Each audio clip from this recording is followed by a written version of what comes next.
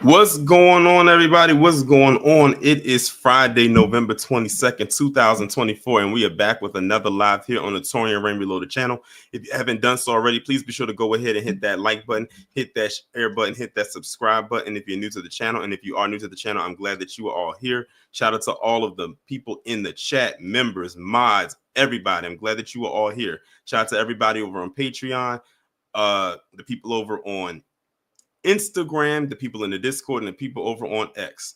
Man, this is going to be one hell of a stream this evening. I couldn't wait to do this stream ever since I announced I was going to talk about this probably about last week. We are finally going to be talking about who Trump picked for these cabinet positions. It's been some controversy. As a matter of fact, not some is an understatement. There's been a lot of controversy behind these picks. Some people have dropped out and others were snubbed. And we'll get to that. We're going to save that for last. But before we get into all of that, let me see who was here so far in the chat. We got Max, Zoe, Fang, Firebat, Wallow J, Jerome Davis, Queen Imani, Dimpleface Isaac, Miss Nisi, Hacksign KT, Derry B, Sovereign Black, Rokumuro, Kingdom of Garvin, DSA 1, Sybil, Stuns, SD Johnson, 857, Lamiko, Mika 40, RBJ, Mahako, Till Dog, Perspective, Kira, and Scotty. Shout out to each and every one of you. We got 46 people in here. Make sure, if you haven't done so already, to smash that like button. I'm not going to waste too much time. We're going to get right into it because it's the first article is literally the names of all the people that Trump picked and a brief rundown of their resume. As a matter of fact, the article got updated today and I actually had it saved in my inbox. I sent it to myself as a DM on X like last week and it got updated today because some names got removed and some names got added. But we're going to go through all of these people and their, I guess you can say their resume, if you want to call it that, and see what they hitting on, which probably ain't much. But this is coming from News Nation. Like I said, I got it last week, but it was updated today. So the title reads, Donald Trump's new administration. Who has he chosen so far? Well, I can answer that question. A lot of unqualified people. That's who he picked so far. So let's go through it. Republican President-elect Donald Trump is rapidly filling his new administration with high-ranking nominations announced almost every day since his win. On Sunday, Trump posted that former U.S. Immigration and Customs Enforcement Director Tom Homan would be joining as the quote-unquote border czar. And the next day, he said his former advisor Stephen Miller would be deputy chief of policy. Other rapid-fire appointments include billionaire ally Elon Musk and former rival Ramen Noodle to lead the new Department of Government Efficiency. And when I found that out, I was like, what in the hell is a Department of Government Efficiency? And I find it very interesting, too, that the acronym is DOGE, which also was the acronym for Dogecoin. Y'all remember Dogecoin and how everybody was going crazy about that? I find it ironic that that's the abbreviation for that. Together, and Robert F. Kennedy Jr. as the head of the Department of Health and Human Services. And then it goes down. Now, this is a laundry list right here that we're about to read. Here are major names Trump has selected to join his organization. J.D. Vance, of course, we know who he is. You know, he's going to be the new vice president. Susie Wiles, Stephen Miller, Tom Homan, Elise Stefanik, Lee Zeldin, Mike Waltz, Marco Rubio, Kristi Noem, Mike Huckabee, Stephen C. Wickoff, John Ratcliffe, William McGinley, Pete Hegseth, and we're going to talk about that Pete Hegseth because that man is shady as shit. He is. He just is. Elon Musk, Vivek Ramaswamy, Tulsi Gabbard, Robert F. Kennedy Jr., Jay Clayton, Todd Blanche, Doug Burgum, Caroline Leavitt, Levitt, William Owen Scharf, Chris Wright, Brendan Carr, Sean Duffy, Howard Lutnick, Mehmet Oz or Dr. Oz, Linda McMahon, and there's some shady stuff that came out about Linda too. We're going to get to that too. Matthew Whitaker, Doug Collins, Sergio Gore, Stephen Chung, Pete Hoekstra, Pam Bondi. She's the one that Trump just picked to replace Matt Gaetz. Kelly Loeffler, other appointments, and it says who won't be on Trump's team. They got a whole category for people who won't be on there. I think we pretty much know who they are. So those are all the people right here that have been selected to be on Trump's team. Now, that's just the list. Now we're going to go and read through their credentials one by one. That's why I said y'all better sit tight because we're going to be here for a while. It's Friday. The weekend's coming up. Why not? Let's start with J.D. Vance. Senator J.D. Vance was chosen to be Trump's running mate in July, with Trump announcing him as the Republican National Convention kicked off in Milwaukee, Wisconsin. The Republican from Ohio gained national prominence through his best-selling memoir, Hillbilly Elegy. During his time in the Senate, Vance, who was once one of Trump's biggest critics, later became one of the fiercest defenders of Trump's Make America Great Again agenda, especially when it comes to foreign policy, trade, and immigration. In 2021, he secured Trump's endorsement during the Senate primary to fill the vacancy left by retiring Republican Senator Rob Portman. Vance then won the general Senate race against Democratic candidate Tim Ryan and then took office in January 2023. Perspectives that I'm glad we're going to be here for. Oh, yeah, because I got more stuff to show y'all besides just this list. So y'all got to think. All the names that I just read, they all have a write-up just like the one I just read for J.D. Vance. And those were a lot of names. Then I got individual articles on certain people. Of course, I got one on Matt Gaetz because I know y'all going to hear about Matt Gaetz because of what recently happened with him. So y'all better lock in. We y'all better get real comfy. Y'all better be sitting in a very comfortable spot. Get yourself out of them hard chairs. Susie Wiles for White House Chief of Staff. Susie Wiles is a longtime Republican strategist and the leader of Trump's 2024 campaign who worked alongside the president-elect in 2016. Wiles will be the first woman to be a White House chief of staff since her start as a scheduler for Ronald Reagan's 1980 presidential campaign. She also worked for Senator Rick Scott, Republican Governor Ron DeSantis, and former governor of Utah, John Huntsman. She is the daughter of the late NFL player turned broadcaster Pat Summerall. Susie is tough, smart, innovative, and universally admired and respected, Trump said. Susie will continue to work tirelessly to make America great again. It is a well-deserved honor to have Susie as the first ever female chief of staff in United States history. I have no doubt that she will make our country proud. Now, I want y'all to listen to the verbiage that's being said here, especially with her and what Trump just said, her being the first female this. To all the people that love to peddle DEI this, DEI that, why didn't y'all say that for her? Because is she not a woman? Yes, we know she's a white woman, but she's still a woman. And wouldn't she fall under the category of DEI? Don't worry, y'all. There's a lot of DEI stuff going on here. If we're going by their rhetoric, it's a lot flowing through these picks. That's one right there. Honestly, all of them could be categorized as DEI picks because many of them are either friends with this man or they're loyal to him. That does not qualify you if you are not qualified for the job. You do not go around just saying, oh, you like me. Oh, you're my friend. I'm going to put you there. What happened to picking the best person for the job? Let's continue. Stephen Miller. Now, we all know about Stephen Miller. We all have heard of Stephen Miller and the stuff that he has said, especially about us. But let's see what they talking about with him. Miller is one of Trump's longest serving aides, a senior advisor in Trump's first term who crafted many of the president-elect's speeches. The Associated Press reports Miller had been a central figure in many of his policy decisions, including the move to separate thousands of immigrant families as a deterrence program in 2018.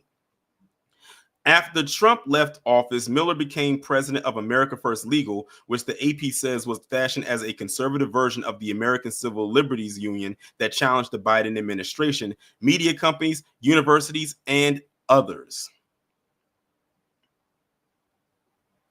Tom Homan, the border czar. Holman, as border czar, is expected to make deportation a top priority. At the Republican National Convention, he said that he had a message to the millions of undocumented migrants in the country. You better start packing now. As acting director of ICE from January 2017 through June 2018, Holman backed Trump's zero tolerance policy at the border in his first term, which resulted in thousands of families being separated at the southern border. He previously said that workplace raids would resume in the Trump administration. Before joining ICE, Holman was a police officer in West Carthage, New York, and later had positions as a Border Patrol agent, investigator, and supervisor. Former Democratic President Barack Obama appointed Holman to be the Executive Associate Director of Immigration and Customs Enforcement in 2013. Holman retired as acting ICE Director in 2018 and hear this, y'all. Are y'all ready for this? Listen to this. Holman retired as acting ICE Director in 2018 and joined the Heritage Foundation, where he contributed to its Project 2025. Put a 1 in the chat if you've heard of the Heritage Foundation. I'm going to put my 1 right there. There's my 1.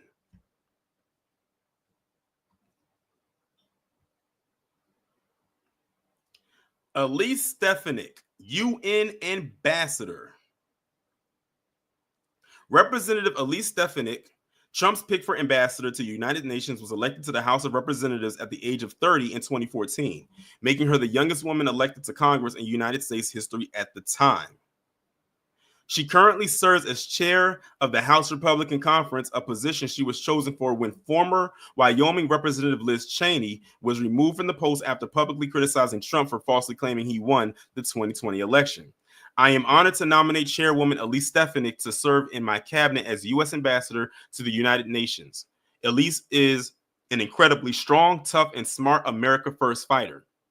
Stefanik said she had a conversation with Trump where she told him how deeply humble she was to accept the nomination. I stand ready to advance President Donald J. Trump's restoration of America First peace through strength leadership on the world stage on day one at the United Nations. Lee Zeldin, EPA Administrator. Attorney Lee Zeldin was chosen Monday to be Trump's administrator of the Environmental Protection Agency. From 2015 to 2023, he served New York's 1st Congressional District as a U.S. representative, and he ran for governor of the state in 2022, losing to current Democratic Governor Kathy Hochul. Zeldin was on active duty in the United States Army for 4 years and is currently a lieutenant colonel in the Army Reserve.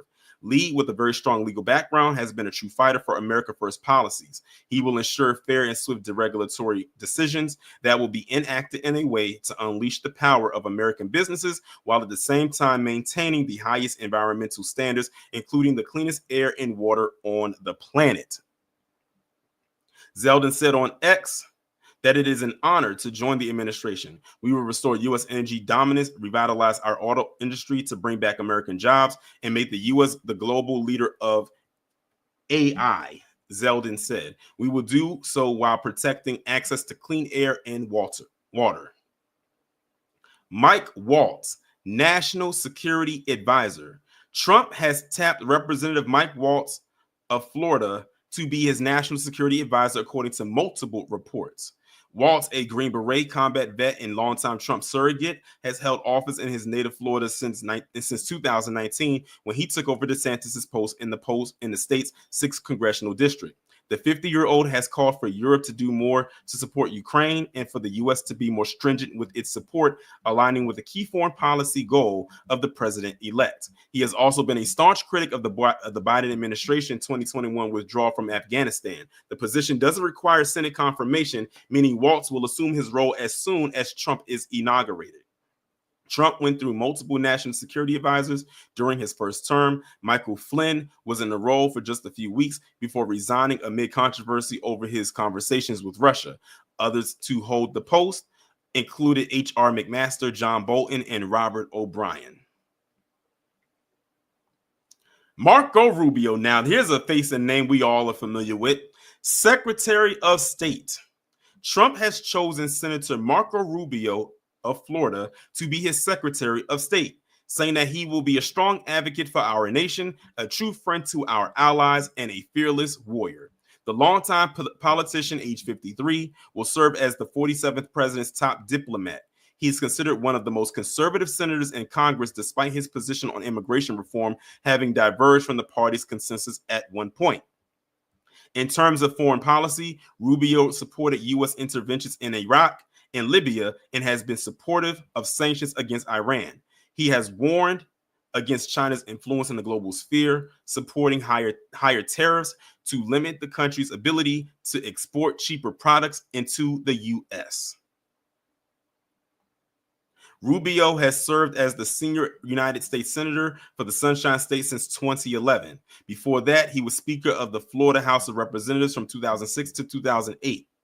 Despite a rivalry with Trump during the 2016 GOP primaries, Rubio has been a steadfast Trump supporter since the president-elect's first term. Kristi Noem, Homeland Security Secretary.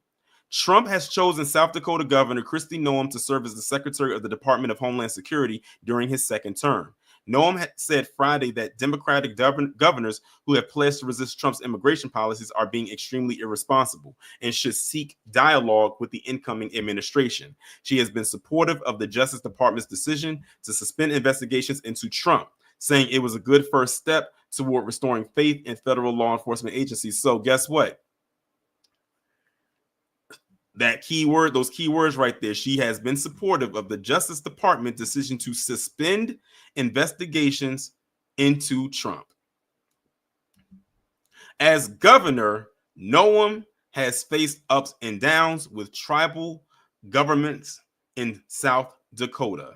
She offered emergency assistance after flooding in 2019, moved the state office of Indian Education from the State Department of Education to the State Department of Tribal Affairs, has been banned from many of the 9 reservations at different times, and shifted funding so the state's law enforcement training program could conduct the first ever class for tribal officers this year.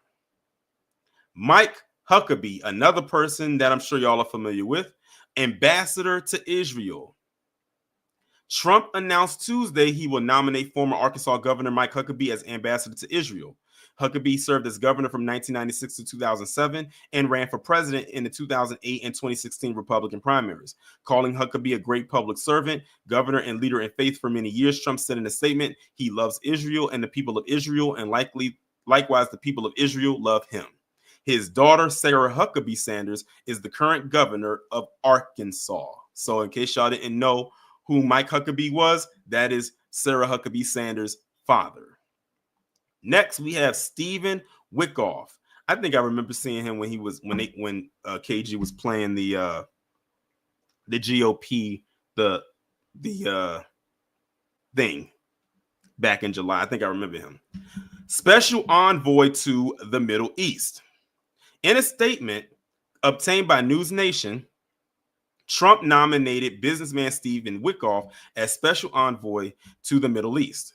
Steve is a highly respected leader in business and philanthropy who has made every project and community he has been involved with stronger and more prosperous. Steve will be an unrelenting voice for peace and make us all proud.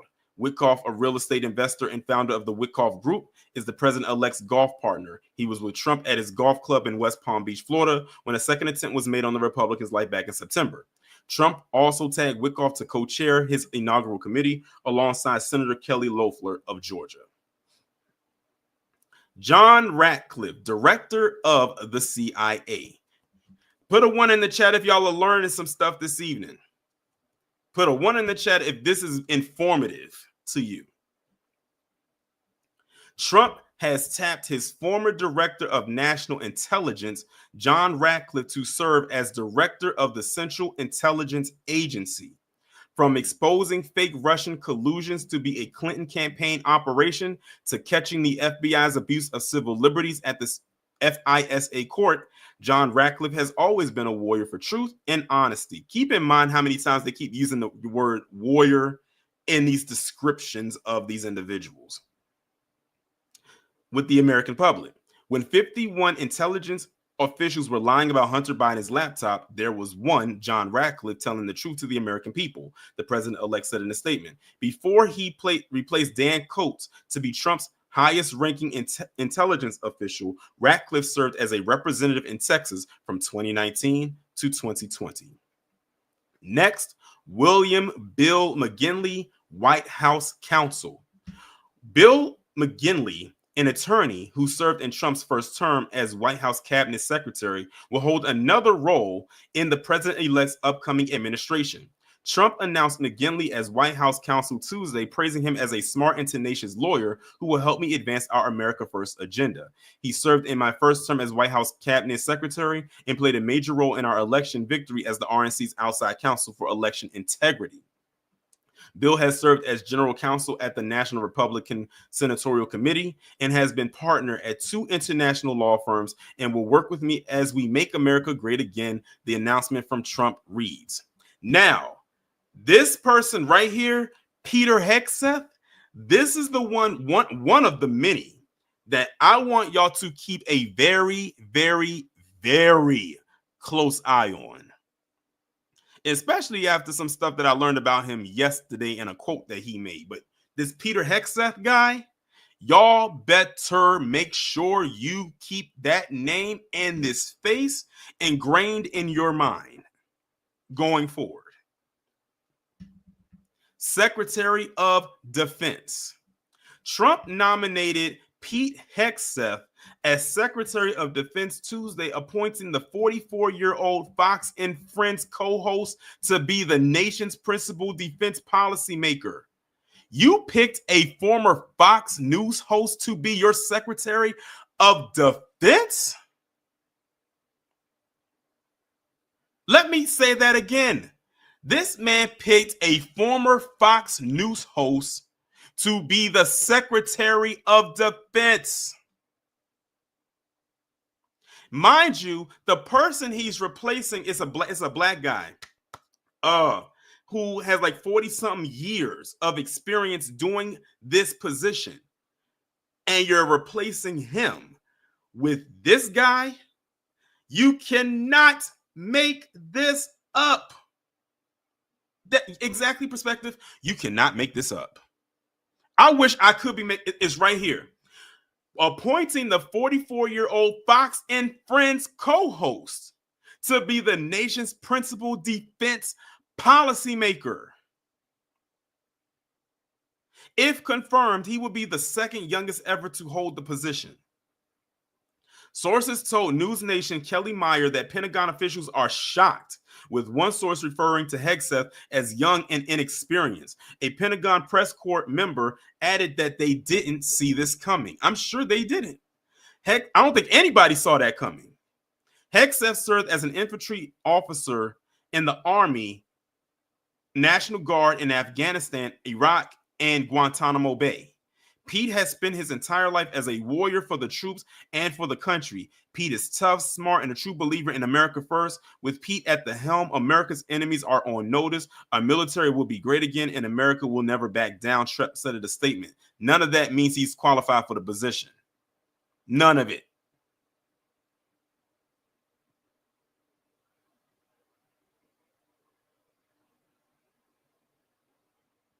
The Princeton and Harvard grad has authored multiple books and outwardly supported Trump's military endeavors in the past, including his decision to kill Iranian General Qasem Soleimani. I don't know if I probably mispronounced his last name.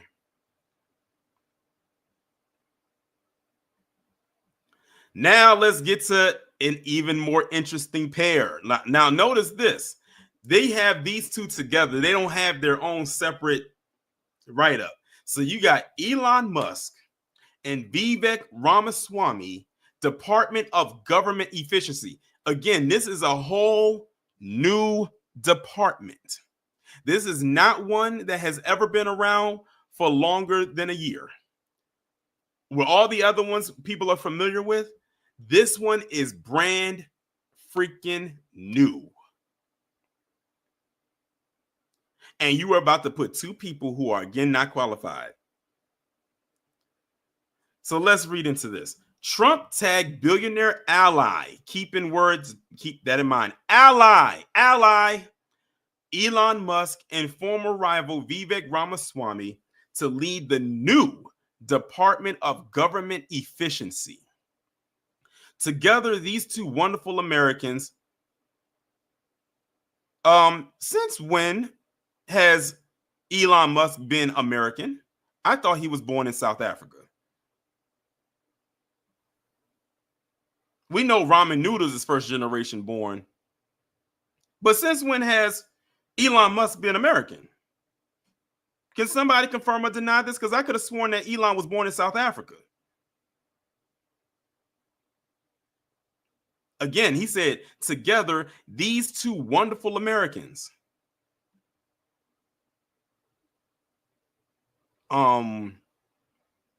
Yeah.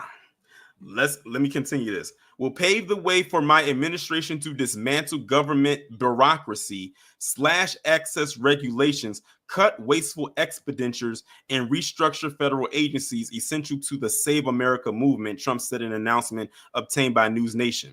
The president-elect referred to Doge as the Manhattan Project.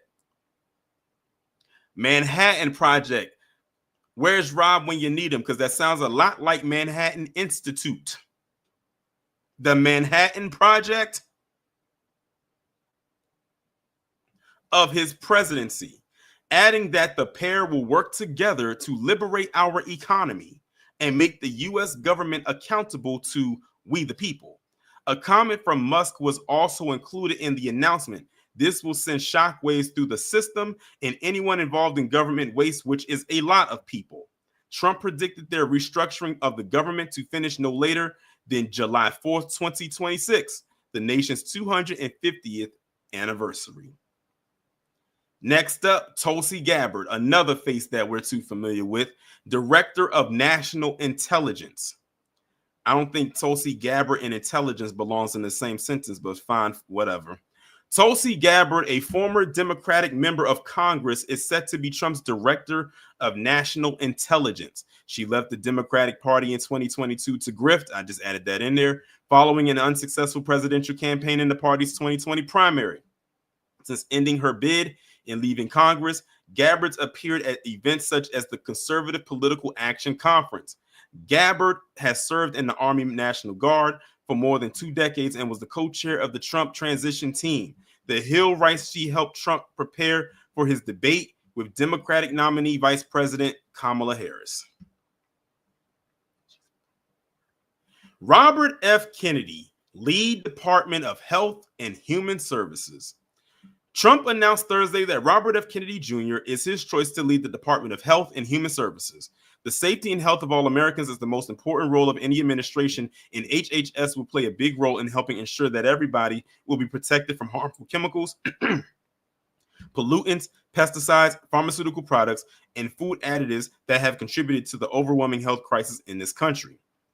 Mr. Kennedy will restore these agencies to the traditions of gold standard scientific research and beacons of transparency to end the chronic disease epidemic and make America great and healthy again.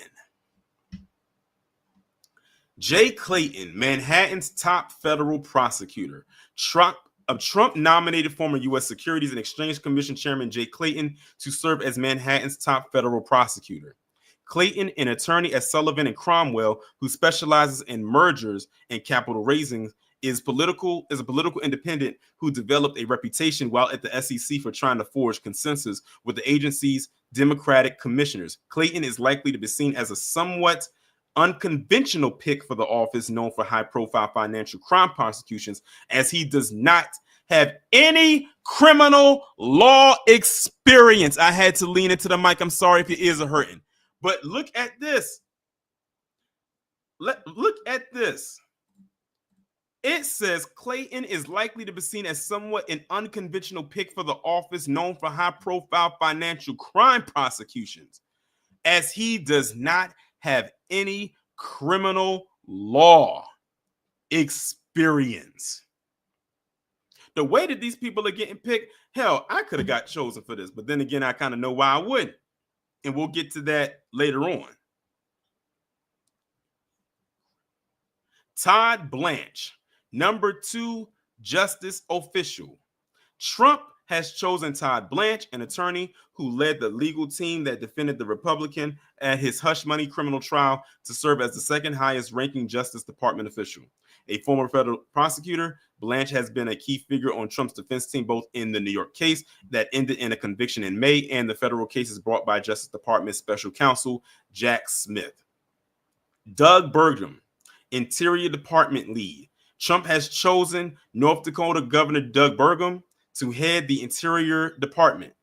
In 2016, Burgum ran for governor. In his first campaign up for elected office, he touted a message of reinventing government as the state dealt with a massive revenue shortfall. In a major upset, Burgum defeated North Dakota longtime Attorney General in the Republican gubernatorial primary.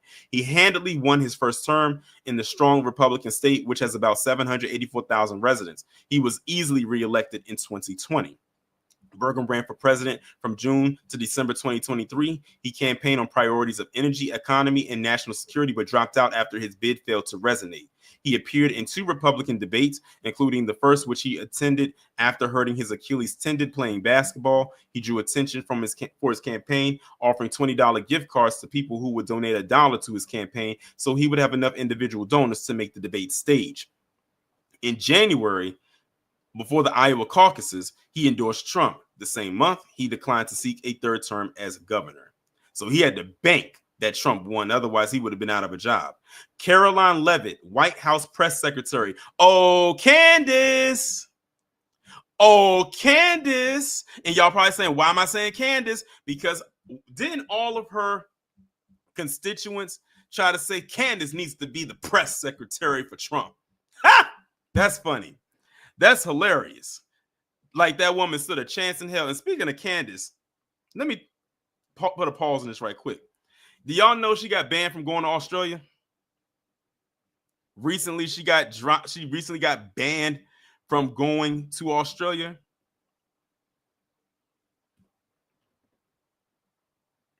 Because she thinks she can spew the rhetoric that she spews over here, over there, and they're going to be fine with that. They're like, no, Candace, you're not coming over here.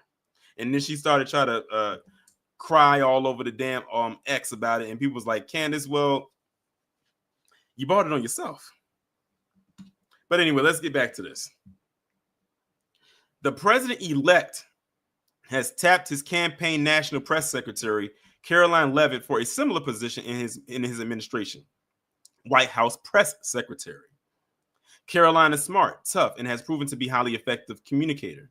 I have the utmost confidence she will excel at the podium and help deliver our message to the American people as we make America great again. Leavitt served as an assistant press secretary and presidential writer during Trump's first term in office, something that Candace never did. Will Scharf, assistant to the president and White House staff secretary. Trump tapped his personal lawyer, William Scharf, to hold 2 titles in the president-elect's second term, assistant to the president and White House staff secretary. Scharf joined Trump's legal team in October 2023, helping Trump with his multiple legal battles. As an appellate attorney for Trump, Scharf represented the former president in 2 appeals arising from his federal election subversion case, his gag order, and presidential immunity defense. Scharf has also represented Trump in some appeals arising from the sexual abuse and defamation lawsuits brought by advice columnist E. Jean Carroll. Will is a highly skilled attorney who will be a crucial part of my White House team. He has played a key role in defeating the election interference and lawfare waged against me, including by winning the historic immunity decision in the Supreme Court.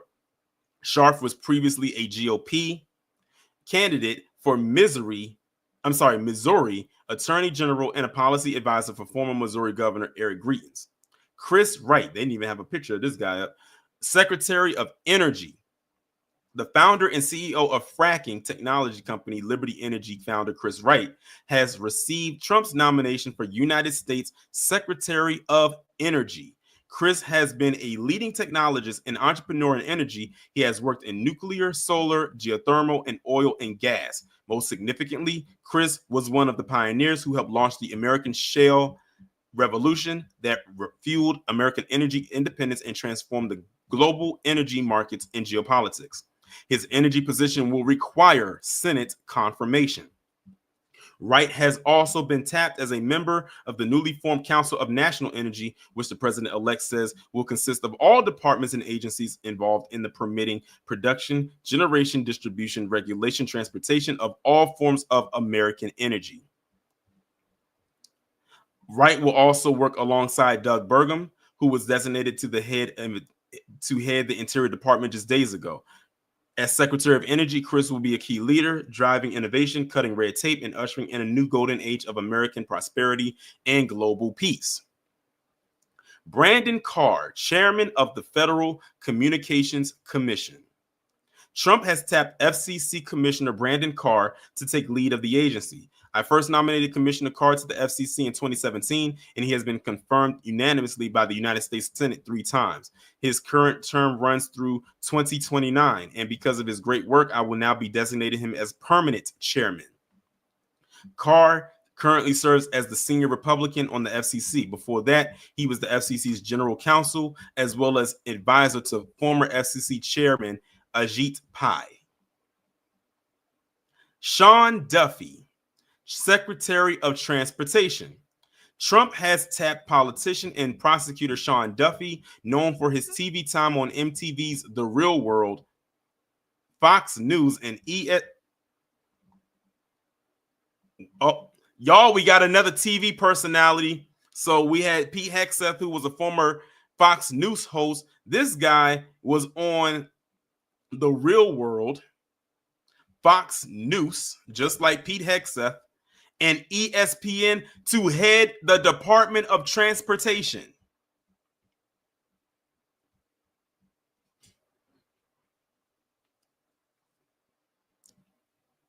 In Trump's Monday announcement of the nomination, he called Duffy a tremendous and well-liked public servant for his time as representative of Wisconsin's 7th Congressional District, the seat he held from 2011 to 2019. He will prioritize excellence, competence, competitiveness, and beauty when rebuilding America's highways, tunnels, bridges, and airports. He will ensure our ports and dams serve our economy without compromising our national security. And he will make our skies safe again by eliminating. I got to zoom in for this one. Y'all ready for this? Let me zoom in. He will prioritize excellence, competence, competitiveness, and beauty when rebuilding America's highways, tunnels, bridges, and airports. He will ensure our ports and dams serve our economy without compromising our national security, and he will make our skies safe again by eliminating DEI for pilots and air traffic controllers.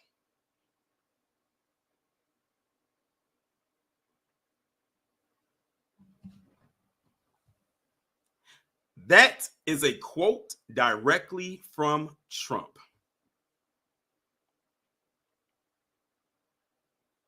I had to zoom in at 170% just to make sure y'all saw that. Not just hear it, I needed you to see it.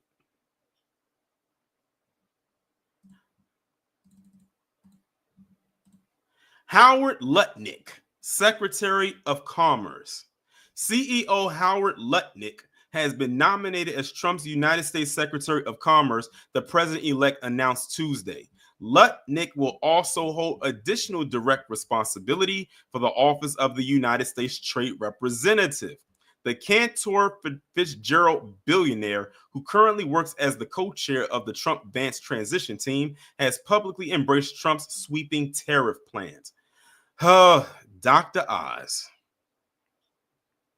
Dr. Oz, Center for Medicare and Medicaid Services Administrator. At least they put someone in a position that sounds like they actually should be there. I don't agree with his politics, though. Another TV star has joined Trump's incoming administration as the president-elect tapped Dr. Mehmet Oz Tuesday to serve as the Centers for Medicare and Medicaid Services Administrator. In the announcement, Trump said he expects Oz and RFK Jr. to work together to take on the illnesses industrial complex and all the horrible chronic diseases left in its wake. There may be no physician more qualified and capable than Dr. Oz to make America healthy again. He is an eminent physician, heart surgeon, inventor, and world-class communicator who has been at the forefront of healthy living for decades. Linda McMahon, aka Vince's wife, Secretary of Education. How in the hell? How in the red hot hell did she get this position? But then again, I'm asking that for many of the people that we have read through so far. Trump has nominated former administrator of the Small Business Administration, Linda McMahon, to lead the Department of Education. If confirmed by the Senate, she'd head a federal agency the president-elect plans to abolish during his second term. As Secretary of Education, Linda will fight tirelessly to expand quote-unquote choice to every state in America and empower parents to make the best education decisions for their families. During Trump's first term, McMahon served as the 25th administrator of the Small Business Administration from February 2017 to April 2019, when she stepped down to help run Trump's re-election campaign. McMahon is currently the co-chair of Trump's transition team. She, her husband, Vince McMahon, and WWE were named in an October lawsuit accusing the higher-ups of failing to prevent the alleged sexual exploitation of boys by a ringside announcer. Put a pin in Linda McMahon, because I don't know how far Linda's going to go with this one, because I have an article that I'm going to read from later on as we continue to go through. Matthew Whitaker, NATO ambassador. Trump has named his former acting attorney general, Matthew Whitaker, as the next ambassador to NATO, selecting him to fill the role at a crucial time amid Russia's war in Ukraine and tensions over defense spending across the Western Security Alliance. In a statement, Trump said Whitaker is a strong warrior and loyal patriot who will ensure the United States' interests are advanced and defended. Matt will strengthen relationships with our NATO allies and stand firm in the face of threats to peace and stability. I have full confidence in Matt's ability to represent the United States with strength, integrity, and unwavering dedication. Whitaker was the acting attorney general for about 3 months during the middle of Trump's first term before he served as chief of staff to Jeff Sessions for a bit more than a month before Sessions resigned as attorney general in November 2018, opening the role for him. He was previously a U.S. attorney for the Southern District of Iowa under President George W. Bush's administration.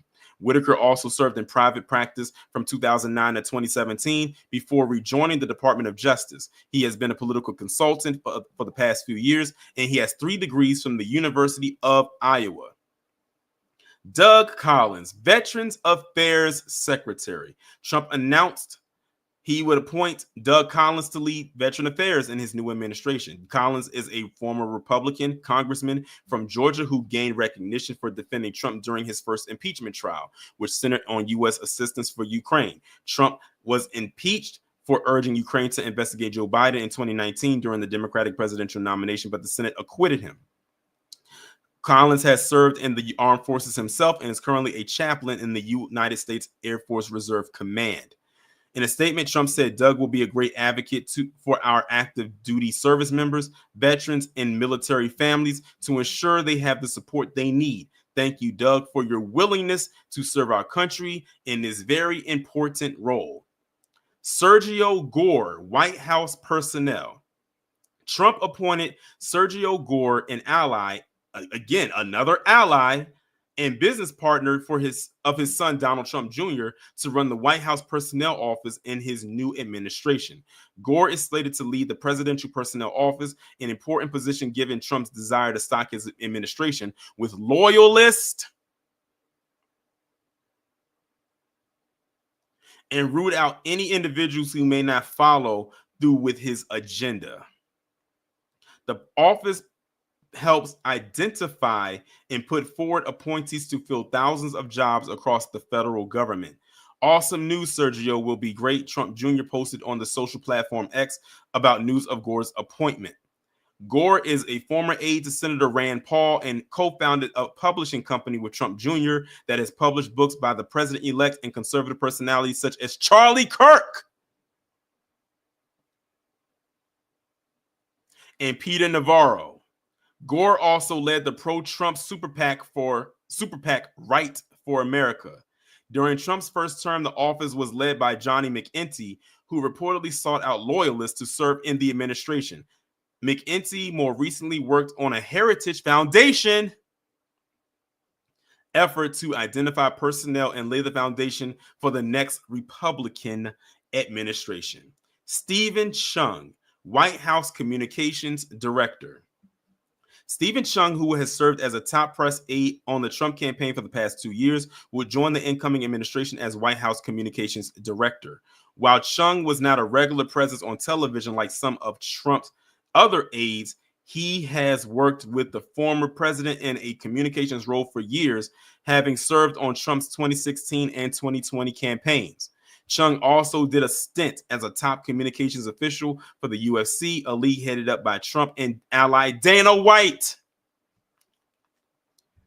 The campaign spokesperson is also known for his combative presence on social media. Pete Hoekstra, ambassador to Canada.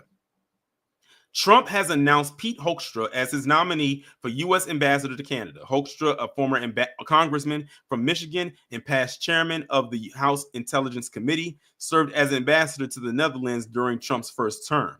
In a statement, Trump praised Hoekstra's work in Michigan and his role in advancing the USMCA trade agreement, calling him a key figure to putting America first.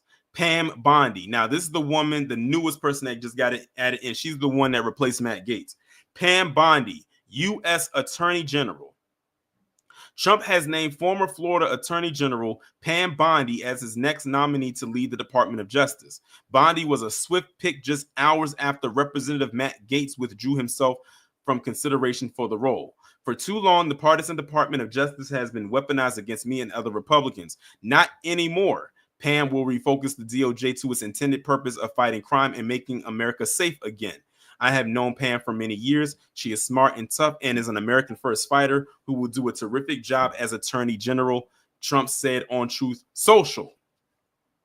Kelly Loeffler, Secretary of Agriculture. Former Senator Kelly Loeffler of Georgia is rumored to be Trump's nominee for Secretary of Agriculture. According to sources close to the transition, she served briefly in the Senate, being appointed to one of Georgia's Senate seats in 2019 following a retirement, but was defeated by Democrat Raphael Warnock in the 2020 special election. A former business executive, Loeffler is currently serving as co-chair of Trump's inauguration committee. This one says, other Trump appointments, it says Dan Scavino, James Blair, and Taylor Budowich, whatever it is. And those, it says, who won't be on Trump's team. Nimrata, Ron Howard, Mike Pompeo, and that is it. Woo! Y'all, that was a lot of article I just read. So now we have read every last name that is going to be on or in the Trump cabinet. Man, let me see what people said in the super chat.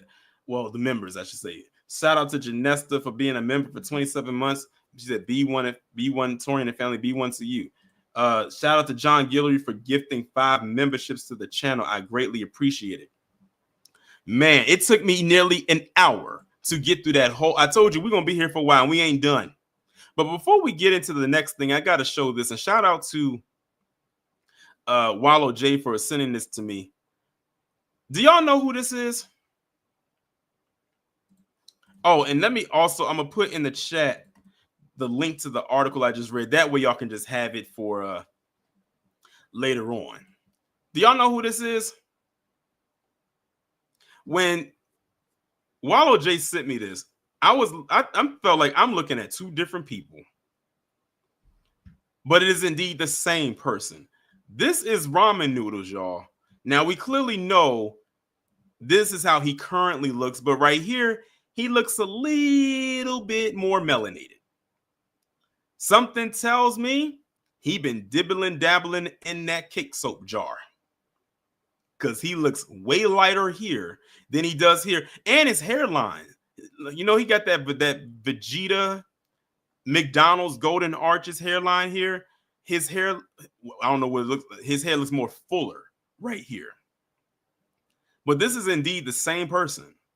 Now you can tell he's more younger right here because this is an older picture. This is him currently.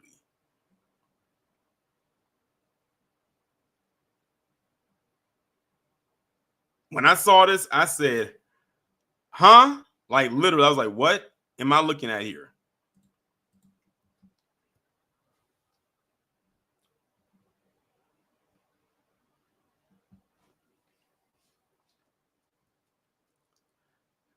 Songwriter says, don't his God. He crazy. He said, don't his God have 8 arms. You crazy. But yeah, I just wanted to throw that in there because Wallow J sent it to me. Shout out to Wallow J. Let's move on to the next thing.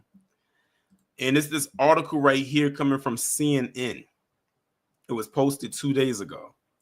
It says, Trump's picks don't look like America. They look exactly like Fox News.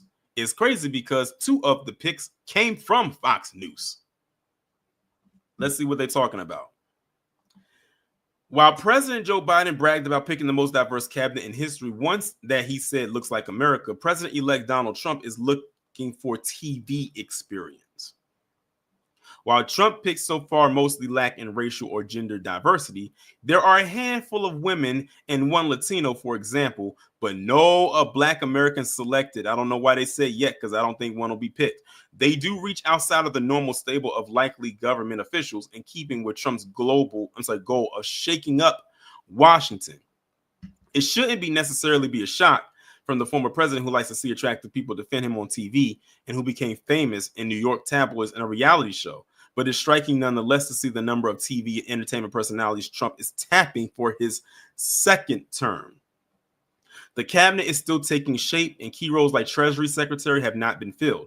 Plus, not all of his Fox News picks are for cabinet roles. The latest development is that Trump is reportedly eyeing Dan Bongino, a former Secret Service agent turned right-wing podcaster who left his job hosting a Fox News show in 2023 as Secret Service director. There are others also in contention for the position. A TV anchor from Central Casting to oversee 2 million service members, and this is, of course, Pete Hegseth. The most notable instance of the made-for-TV cabinet is Trump's announcement of his choice for Defense Secretary Pete Hegseth, a Fox News weekend host with a great physique and hair whose tattoos drove him from the Army National Guard.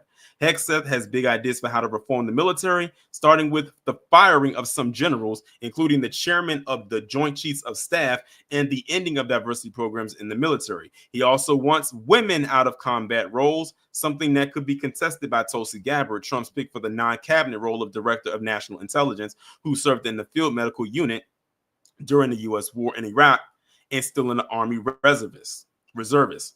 A TV doc to oversee health insurance for 160 million plus Americans.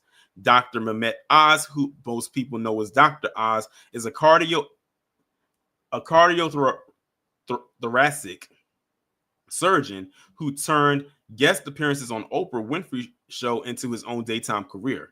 He left that to run unsuccessfully for Senate in Pennsylvania in 2022.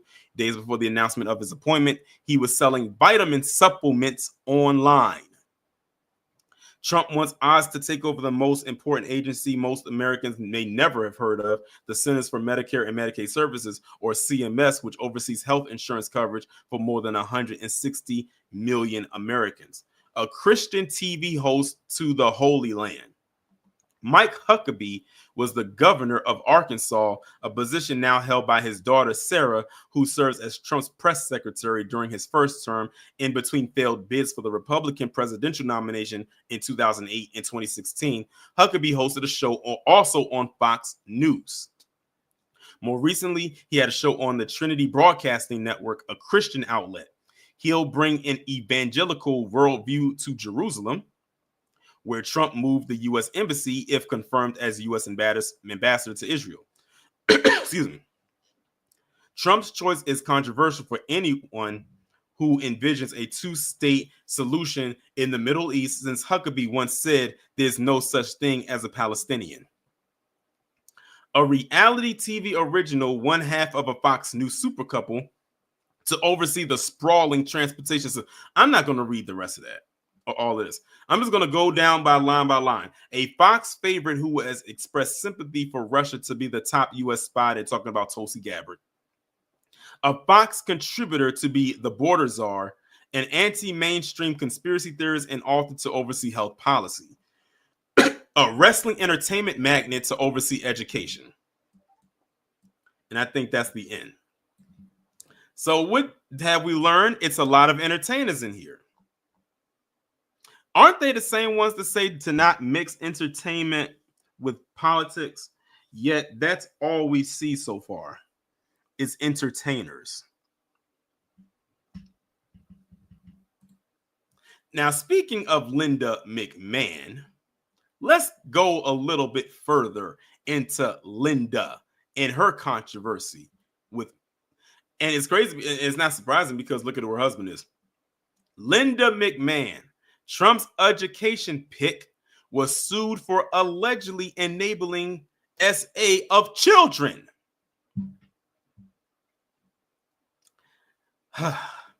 A recent lawsuit alleges Linda McMahon, who President-elect Donald Trump tapped to lead the Department of Education, knowingly enabled the sexual exploitation of children by a World Wrestling Entertainment, or the WWE, employee as early as the 1980s. Allegations she denies. McMahon is the former CEO of the WWE, which she co-founded with her husband Vince. As head of the WWE, Linda McMahon oversaw its transformation from a wrestling entertainment company into a publicly traded media empire.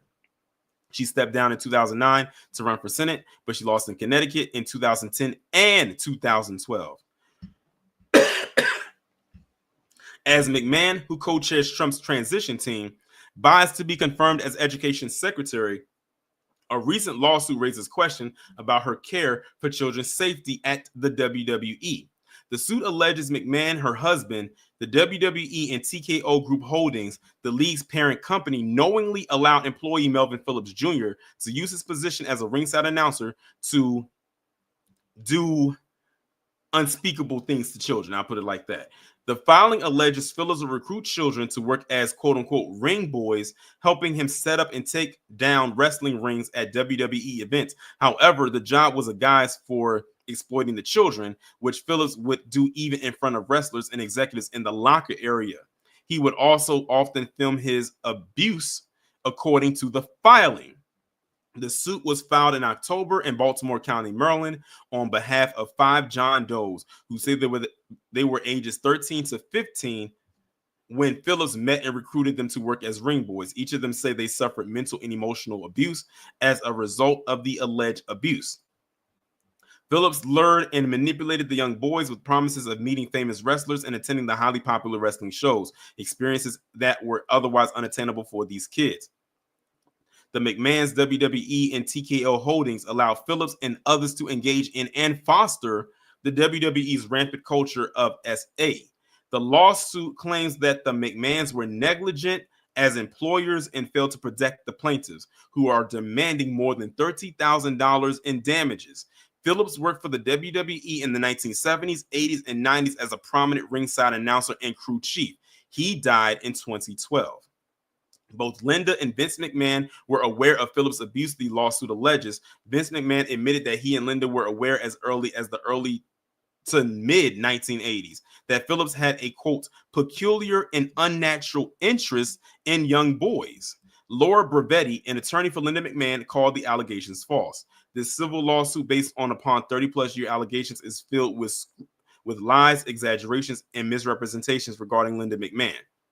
Ms. McMahon will vigorously defend against this baseless lawsuit, without doubt ultimately succeed. Bravetti also told CNN that Linda and Vince McMahon are quote-unquote separated and have been apart for some time.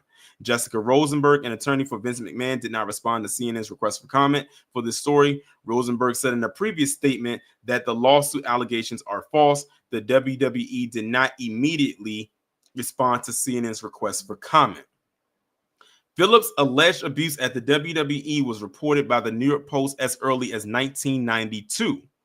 It was common knowledge in the WWE among the ring crew, wrestlers, and executives that Phillips surrounded himself with a posse of underage ring boys, including when he traveled across state lines and stayed in hotel rooms with the children.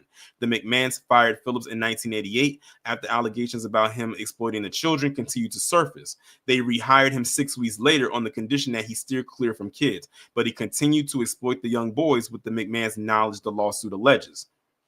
After decades of suffering and silence from the childhood trauma, these survivors come forward now to hold defendants accountable for their conduct in allowing the systemic and pervasive abuse by Phillips, the lawsuit alleges. No one has been criminally charged. In 2023, the Maryland Child Victims Act, which repeals the statute of limitations of certain child abuse civil lawsuits, became law. The legislation recognizes that survivors of childhood abuse often wait years before disclosing the abuse to others due to the psychological and emotional trauma, said Greg Gutzler, a partner at DeCello Levitt, which is representing the plaintiffs along with Murphy, Falcon, and Murphy.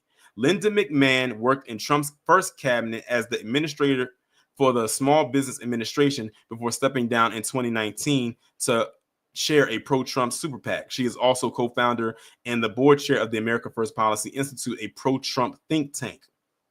Allegations of trafficking and abuse have followed Vince McMahon for some time. In 2023, Vince McMahon paid a multi-million-dollar settlement to a former employee accusing him of violations, and he stepped down this year as executive chairman to TK Holdings following allegations of SA and trafficking. He has denied the allegations. Most recently, Vince McMahon is a subject in a federal criminal investigation in a separate lawsuit in a federal court in Connecticut. The lawsuit was put on hold this summer until early December.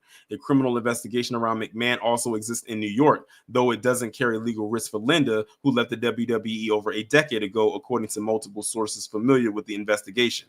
A spokesperson for the U.S. Attorney Office in the Southern District of New York declined to comment. A lawyer for Vince McMahon declined to comment on the criminal probe.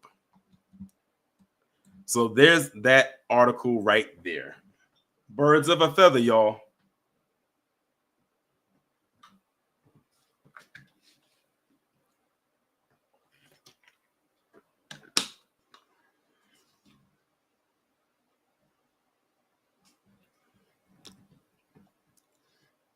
I'm telling you, that's why I titled this these 3-ring circus cabinet picks, because that's exactly what this thing is about to turn into. So I hope y'all are prepared.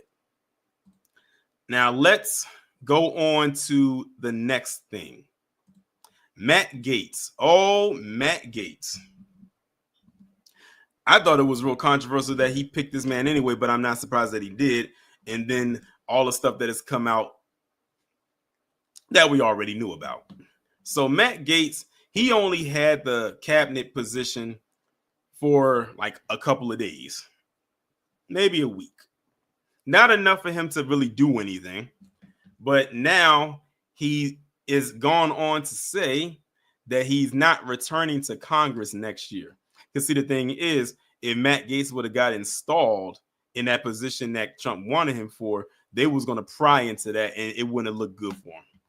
It's still not looking good for him, to be quite honest. But let's see what they're talking about over here. Former Florida Representative Matt Gaetz, who withdrew from consideration as President-elect Donald Trump picked for Attorney General on Thursday, said Friday he will not be returning to Congress next year.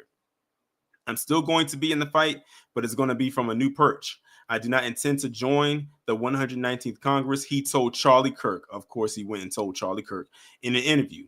Gaetz, first elected in 2016, had resigned from the House earlier this month after Trump selected him to lead the Department of Justice and before the House Ethics Committee could release a report about its investigation into him, including alleged sexual misconduct, which he has denied. And if y'all hear the story about it, it's absolutely disturbing. The fate of the report, whether it would be released with him no longer in Congress, had resulted in an animated debate on Capitol Hill about whether he could be confirmed. In the wake of Gaetz' withdrawal as Trump's pick, senior congressional leaders in both parties have been scrambling to determine if Gaetz could return to the House next year after winning re-election this fall. There are a number of fantastic Floridians who stepped up to run for my seat, people who have inspired with their heroism, with their public service, and I'm actually excited to see Northwest Florida go to new heights and have great representation. He added, I'm going to be fighting for President Trump. I'm going to be doing whatever he asks of me. Of course he is, because that's what a brown noser does, as I always have. But I think that 8 years is probably enough time in the United States Congress. The former congressman who has sat in on a number of transition meetings and given input said he will continue to be a part of staffing the next Trump administration. He also praised Trump's subsequent choice for Attorney General, with the president-elect announced just hours after Gaetz withdrew his name, former Florida Attorney General Pam Bondi. I am so excited about where this transition stands. And I know there are people disappointed that I won't be the next Attorney General. Trust and believe, I don't think there's anybody on this side that's disappointed. But okay. But you have to understand this is the political process. And sometimes the path you're on is the one that takes you to a different place. And it could be a glorious place. My good friend Pam Bondi is going to be a phenomenal Attorney General for Donald Trump. She has the legal acumen. She hates criminals. She has a bright legal mind and is a fellow Floridian. Gaetz, who said in his Thursday announcement that his selection was unfairly becoming a distraction, said that Bondi's confirmation won't have some of the sharp edges that mine would have. Gaetz claimed that he had momentum with senators, but that he was having to do two jobs at one time while meeting with them on Capitol Hill. I had a full-time job explaining to senators that maybe a tweet I sent them about was rash and not reflective of how I would serve as Attorney General, but at the same time, I was having to build out of the Department of Justice with the right human talent, the right policy infrastructure, and Pam Bondi's confirmation won't have some of the sharp edges that mine would have. Gaetz, whose bombastic political tactics have alienated many people within his own party, downplayed the allegations against him in the House Ethics report and claimed they were part of a smear campaign. There is a play that is run in Washington that they're trying to smear somebody, and they go and dredge up false years of old allegations of the most salacious and clickbaity flavor possible. Gaetz has vehemently denied the allegations investigated by the Justice Department and the committee, including the claim that he had sex with a woman in 2017 when she was a minor. CNN reported Thursday, just before Gaetz withdrew from consideration as Attorney General, that sources familiar with her testimony said the woman told the Ethics Committee she had two sexual encounters with Gaetz, one at a 2017 party when she was 17 years old. She testified that the second one, which had not previously been reported, included another adult woman. She also testified to both sexual encounters and a civil deposition as a part of a related lawsuit. Gaetz was well known on Capitol Hill for his role in ousting former House Speaker Kevin McCarthy, and on Thursday, he blamed the California Republican for his demise. I was dealing with a politically motivated body. They didn't like me because of what I did to Kevin McCarthy, and they had an axe to grind, so that was going to serve as at least enough of a basis to delay my confirmation as Attorney General. And that's that article right there about this creepy looking dude right here. Matt Gaetz needs not smile ever. This man looks just like Jack Nicholson when he played the Joker in the first Batman movie in 1989 when he didn't have the makeup on. Remember in some scenes in the first Batman movie, he had covered his face with his actual skin tone after he got turned after dropping into that chemical. That's exactly what Matt Gaetz looks like. Every time he smiles, even when he's not smiling, he just has a weird, creepy, purge masky looking face. He does look like a purge mask. So maybe it's a good thing that he's not in that position, because I could only imagine like that face just popping up on our screen whenever he is supposed to do something. I don't know. Ugh. But I have one more thing I have to show y'all, everyone. I have one more thing I have to show y'all, and then I'm gonna drop the link because I know y'all got a lot to say. This is a lot to be covered in this particular stream. I told y'all to get comfortable because we was going to be here for a while. I knew we was going to go over an hour, but that's fine. It's Friday. But before we get into it, I feel like I have to set the tone in order for it to actually hit and take effect.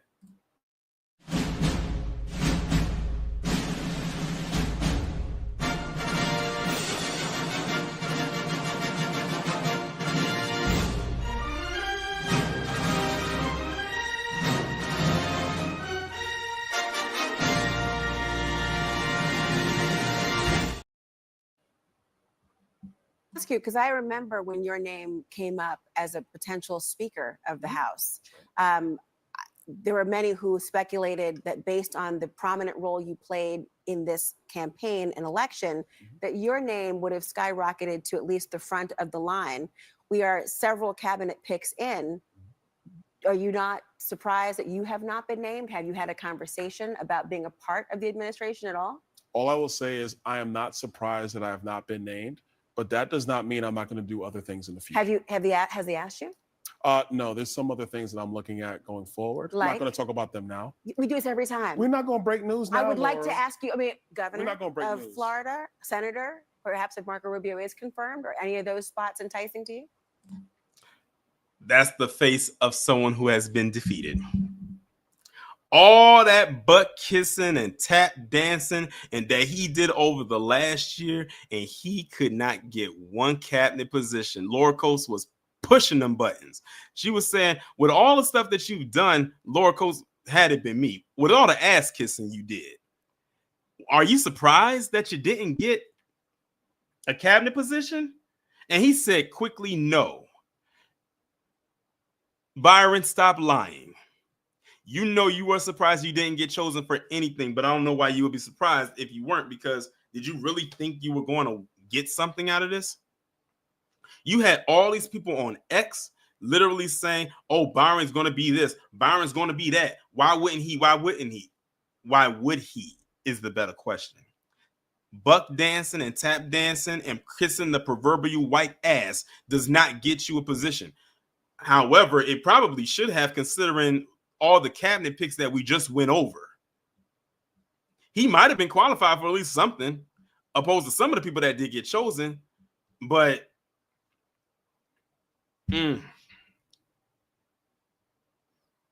Mansa Musa, I had to hit y'all with the triple P. This was the best way to end this off. With this, look at this. And I agree with KG, because I think KG said he's going to run for probably the governor down there for DeSantis' seat. And like KG said, if he does not win, his political career is over. You know what? Let me go ahead and run this back for y'all one more time, because it's just too good.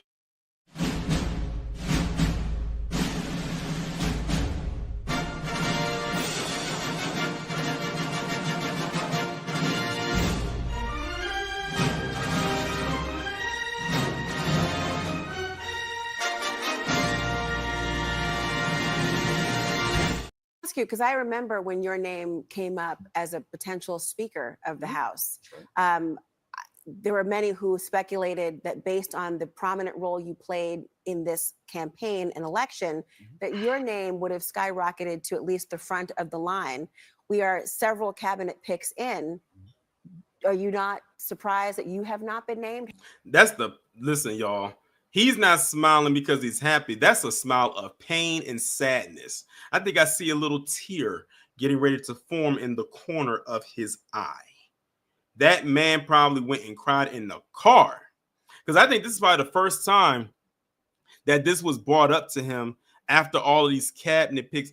You know what this reminds me of? You know how when the draft happens, when the NFL draft happens, and you sitting there for days on end waiting to see if your name going to get called, and days have gone by and then you don't get picked?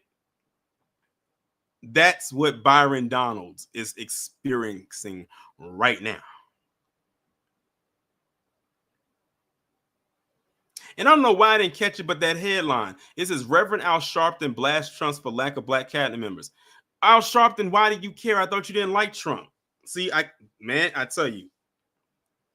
But back to Byron. This man said all of this stuff. I mean, think back to the lives that I did on Byron Donalds over the last few months, or the videos that I've done on this man, and the stuff that he said to black people to their face, especially on the topic of reparations. And you just sitting back watching all the other people get these cabinet positions, and one of them got snatched up that you thought, or people thought, you were going to get. It must be very, very tragic being on the outside looking in through those stained colored glasses or stained colored windows. Have you had a conversation about being a part of the administration at all? All I will say is I am not surprised that I have not been named, but that does not mean I'm not going to do other things in the future. So he admits. Let me rewind that. That does not mean I'm not going to do other. Let me run it back again. All I will say is I am not surprised that I have not been named. So he admits it right there.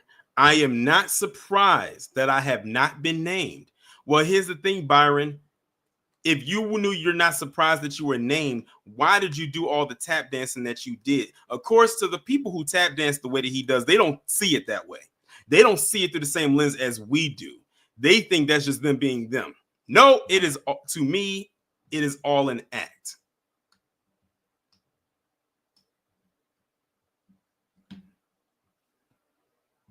So he just said it right there that he's not surprised that he did not get picked, but there's other things that he has in the works in the future.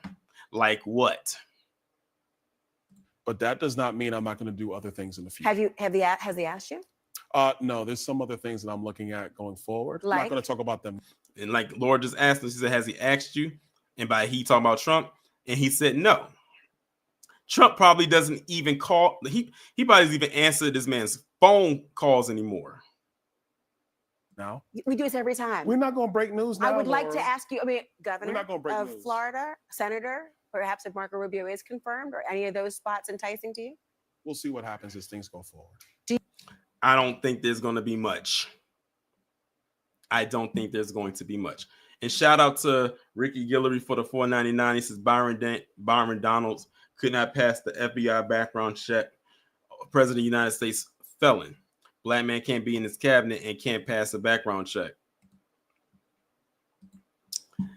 Like I said, I think it's just funny because all these other people that got confirmed, a lot of them aren't even qualified to be in those positions.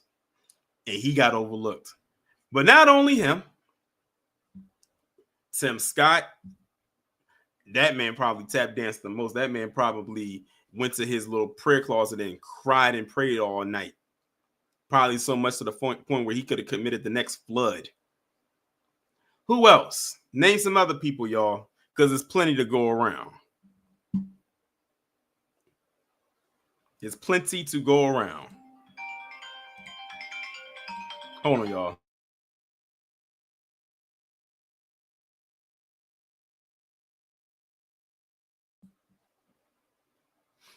Ben Carson, there's another one. We haven't heard from him. I already mentioned Tim Scott.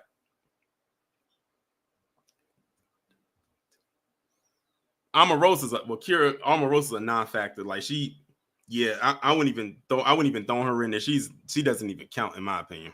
I'm talking about the people that really made more noise this election cycle. She's been done with since the first administration. Well, while y'all are sitting there thinking about it, there's the link. I know y'all have something that you got to say about this. Not just the last part, but just everything I went over. There's a lot of stuff that I went over in this last hour and 20 minutes. You said Mark Robinson? Oh, yeah, he's done. That man lost by a landslide for his spot, his seat to be governor of North Carolina. Oh, y'all popped up quick. It's funny because how the people popped up in here just real fast, like they just dropped, right? It wasn't like it took time for them to roll in. Y'all came in like a roll of the dice. That's crazy.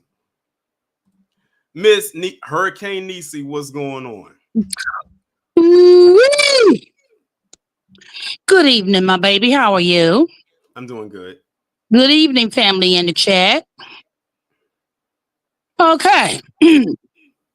This motley crew of reprobate degenerates. Babylon White House, because this is what the fuck that is. Oh my goodness, family. All I gotta say, power tools, power tools, power tools. And for all the Sambos who did all that kissing and sucking for nothing, fuck them. That's how I feel. Fuck them, fuck them, fuck them. That's all I got to say. Bye-bye. Bye. All right, that was Miss Niecy that came up. Next up, we got Wallow J. What's going on? What's going on, Torian? What's going on in everybody in the chat? A lot of these people ain't gonna be in there by, I would say, by midterms. A third of these people that he nominated won't even be in his cabinet. That's just gonna be my consensus, because remember his last term, a lot of folks were dropping left and right like it was nothing. I think people kind of forgot about that too. So it could be the same thing. I don't think especially Elon Musk, they are already talking about him acting like an asshole already. So we know within about the next year, he probably ain't gonna be 6 months. He may not even be in that cabinet no more. Vivek too. I told people before, I said they like to talk. This is another reason why I did this, because a lot of people want to say or mention DEI and all this, that, and the third, and y'all peep Trump's own words. He mentioned DEI with the pilot thing. We know who kicked that off. That was Charlie Kirk that kicked that off months ago. And they always talk about they don't want to do DEI this and DEI that. Literally, almost every last one of these picks, at least the ones that were on TV or his ally or this warrior or a friend, are all DEI picks. Right. And we all know who benefits from DEI the most, just like who benefited from affirmative action the most. White women. So he picks on white women who probably don't know what the hell they doing in there. And also for the DEI pilots, okay, you don't want to choose no black pilots? Okay, cool. Ain't that many people going to pilot school, so what you gonna do about it, sir? Okay. But yeah, this is gonna be, like Ms. Nishi say, it's gonna be a shit show. It's gonna be a shit show. And good God Almighty, people, I can't wait to watch. And I'm gonna land my plane there, Torian. Appreciate you, Wallow J. Next up, we got Mansa Musa. What's going on?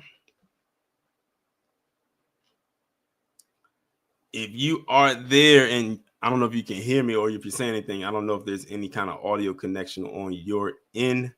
If you are speaking, we cannot hear you. You hear me? You hear me? I can hear you now. You hear me? Is there a delay on your end? I was in the PlayStation party earlier, so on my phone. Oh. So like, you hear me? I can hear you now. All right, cool. First of all, what's going on, chat? What's going on, Torian? How y'all feeling? What's going on? What's going on, bro? I got into the stream late. All I see is a bunch of weirdos on the screen. Who the hell? What the hell? Why the hell? How the hell? What's going on? Why is Dr. Oz? What the fuck? What? Why is Linda McMahon? What is going on right now? What's happening right now? Your guess is as good as mine. That's why I told people I couldn't wait to do this stream today, because I said y'all need to know who is coming into these cabinet positions, because Trump is just the face. These are the people that you got to be worried about. Like the ones of this is what this is what the people going to have to contend with come January 20th when they get installed officially. And a lot of people don't know who any of these people are. That's why I decided to do this stream today. Of course, you know some of the usual people because you've heard them, because they've been put out there consistently, but some of you don't know the rest of them. And that's why I did this stream today. And so people, yeah. I also put the link to the article that I read from that had their rundown in there as well, so y'all can hold on to that. So if they ever come up again, you'd be like, okay, I got a reference point. Yeah, because we gotta see who we looking out for, because this, pardon my French, this shit don't make no sense. What in the hell is going on? We thought Kamala was terrible. This just might be just as bad as her fucked up campaign. Like, what in the hell?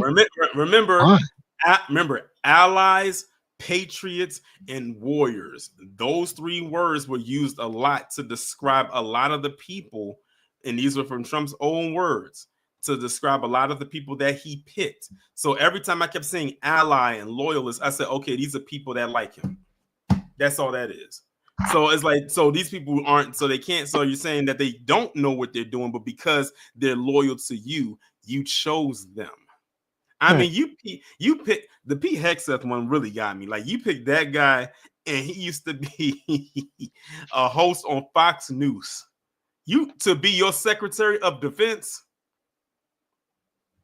And the one thing was you picked somebody that didn't even have no criminal background, like no law background. I saw that guy. How you gonna pick somebody that has no law criminal background at all? What are you doing? And don't Matt Gaetz got a case going against him right now? So what? Yeah. Matt Gaetz, he ended up having to withdraw his position, and that's why they gave it to Pam Bondi because of what he had going on. But the fact that he even picked him to begin with, Right? I'm like, bro, what? So you were criminal choosing other criminals to be a part of the criminal empire. That's America. Okay. This, McMahon, Linda McMahon, her husband is Vince McMahon. Am I correct? Is this the same Yes. woman? Okay. Yeah. All right. So I thought something was wrong here. Did you just make her the Secretary of Secretary of Education? Education, yeah. What the hell? What? Huh? Come again? Huh? What a bunch of meatballism. Oh, Jesus. Oh, if I ever seen a pan of meatballs, these are all the meatballs in the pan right here. No, these are all the uncooked meatballs. These are the ones you don't season. There's no black person in there at all. Jesus, this is a line. It looked like it could be somebody in there, but I don't know. He's the most weird. melanated, I guess you could say, person that he has in there Don't is say good ramen noodles. Oh my God. God damn it. And I'm like, I said that's a, oh my God. And then on top of that, that's the funny part about it. He created this new position called the Department of Government Efficiency. It's a brand new department. Yeah, and he has him doing that with Elon Musk. And on top of that, it's not almost in the sense of they're collaborating on this, as in Elon has a certain responsibility and Vivek has a responsibility, but they're kind of equally there. Elon has most of the responsibility, and Ramanu is like the underling. You just listen. If I can say it's hilarious. Can I just say something? Isn't this the same Vivek Ramaswamy that didn't know what the hell he was doing earlier? Then you do a couple videos on this guy. Like a couple is an understatement. I've done several. Yeah, definitely an understatement. But bro, his name been ran through the ringer. Like, and then you got Elon Musk. He can't even control Twitter. Like, what the X, whatever the hell you call it. Just like KG said, and now that I'm looking at it, he's probably going to end up selling. He's probably going to end up selling this app. And the thing is, with his position, he probably will have to do it because it'll be a conflict of interest. Yeah. And somebody pointed out that it was called Doge, like Dogecoin. It was a Black Adam. Yeah, I see it. Yeah. That's what I immediately thought of when they gave the acronym. I was like, oh, that's the acronym for Dogecoin. Right. You know what it is? It sounds like one of them brothers you run into that's trying to get you into Bitcoins. And say, listen, brother, you gotta invest, brother. When you invest in Bitcoin, you gotta get it when it rises, and then when it rises, you gotta get it, and then when it go down, that's when you sell it, and then you get your cryptocurrency, and you gotta put it in your pocket. That's when it liquidates, and then you don't want to hear all that shit. Listen, it's bananas. It's bananas. I don't know what's going on at this point. I thought the Kamala thing was crazy. This is just as crazy, if not. You know what, man? I don't know what to say. I appreciate you letting me come up. Unless somebody else jump on. B1. If anybody else would like to come up, I'm gonna drop the link one more time. If not, then we will go ahead and shut it down. Yep, but we in for another interesting 4 years. But like Manson Music just said, or like Wallow J said, I should say, a lot of them people ain't gonna last all 4 years. They about to be shuffling these people around. Oh, Hurricane Nietzsche said she wanted to come back up. Oh yeah, I got to come back up. Part 2 of the fuckery. Crazy. Whew. I'm gonna kind of go spiritual for one moment. Mm-hmm. Who's to say that what's getting ready to come about that the rapture is not far behind. For those who are spiritual, they will get my reference.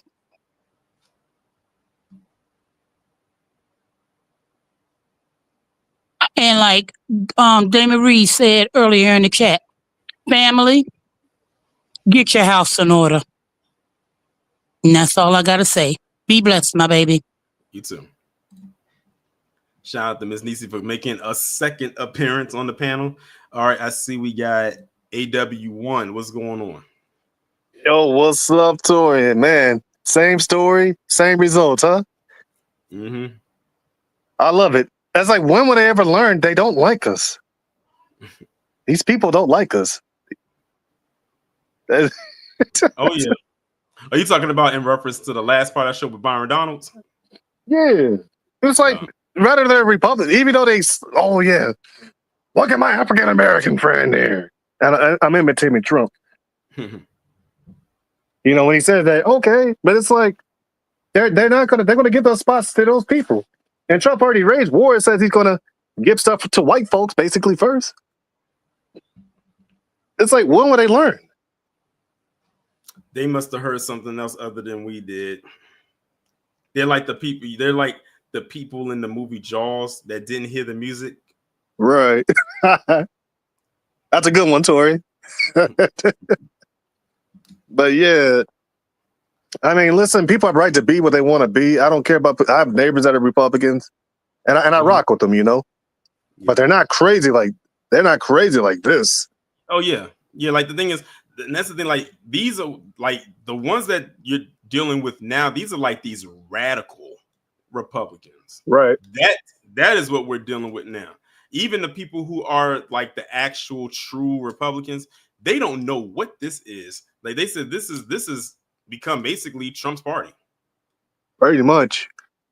And the thing is, you know, like I said, I got people that are liberal, Democrats, even some feminist friends and stuff. You know, they're not insane. I like good people. Of course, I love my community first, you know, but it's like, you know, and my family, but it's like, man, but yeah, it's like, it's the same song. It's like Democrats or Republicans, they don't like us. That's why when people, and like the other day, someone said I was woke. I'm thinking, well, thank you. You're right. I am woke. I'd rather be woke than asleep, or be one of these stands for one of these gang parties. I promised my mama too. I'm not gonna join no gang. What's the difference? Exactly. You feel me, Tori? Oh, you there, Tori? Yeah, I hear you. Oh, okay. But yeah, so it's like, so I'm gonna end by saying this. Like, say it like this: boo hoo, boo hoo, boo hoo. You have a good day, Tori. You too. And like I've said before, I said the people got what they paid for. I said no matter who gets in, y'all can quote me on this. No matter who gets in, I hope you get what you voted for. And when I said that, I didn't just mean a president. So to everybody that picked who was about to be 47, all the people that I just read off to you, that is what's coming with it. All those people out there who are MAGA this and MAGA that, they are returning with a vengeance. That is what you're going to get with this. Just like if Kamala got elected, whatever came along with her, that is what we was going to get. That's all there is to it. This is going to, like I said, this is going to be a very, very, very, very interesting 4 years. It's crazy to believe. From 2025 to 2029. Because I'm not counting right now with him being president-elect. I'm talking about when he gets inaugurated to the time he actually leaves. And shout out to Wallow J for being a member for 8 months. He says the wake-up call is going to go crazy in the Trump era. Oh, Wallow, the wake-up call has already happened. You just saw one in this stream when we talked about Byron Donalds at the end. That was one right there. The one that I did, the triple PA that I did on Monday was another one, and I got another Triple P coming up this upcoming Monday. That's going to be another one. Listen, the wake up calls have already started to happen, and it's not even January 20th yet. So he's not even officially president. He's still in his president-elect stage. We haven't even left out of the month of when the election happened yet. We're still in November, and the wake-up calls are already happening. Just imagine how many wake-up calls are going to happen between now and January 20th. This is going to be so great. I sound like Tony the Tiger right quick. So great. That is exactly what this is going to be. And I think KG is going to be doing a live on Monday, if I'm not mistaken, on this same subject. And you know, KG, he's very politically savvy. So whatever I didn't touch on in this stream, he's going to fill in the blanks, or he's going to fill in the gaps. He might break down each and every person down to its molecular level that I couldn't go that far into. Because like I said, I'm not the most politically savvy person. I know my strengths and my weaknesses. But anyway, y'all, I'm going to go ahead now and bring this stream to an end. Shout out to each and every person that came through. This is one of my more longer streams that I've done. But like I told you, I knew this was going to be a pretty lengthy stream anyway, mainly thanks to that first article. But I had to discuss this. Like I said, make sure y'all keep these people in mind and remember who they are. So when something happens, you're like, oh, it's that person. And tomorrow I will be doing uploading, like I said, I usually don't upload on Saturdays, but because it's a special upload, I will be uploading my review for the series Cross on Amazon at 10 a.m. It's tomorrow. Oh, these live streams are tomorrow. Okay, that's even better. But I'll be uploading my review of Cross, the new series on Amazon. Excellent show. Tomorrow at 10 a.m. Eastern time. And the next time I go live will be on Sunday. It'll be True Crime Sunday. So with that being said, y'all enjoy the rest of your evening. Have a safe weekend. And I will talk to you all in the next one. Be safe and be one.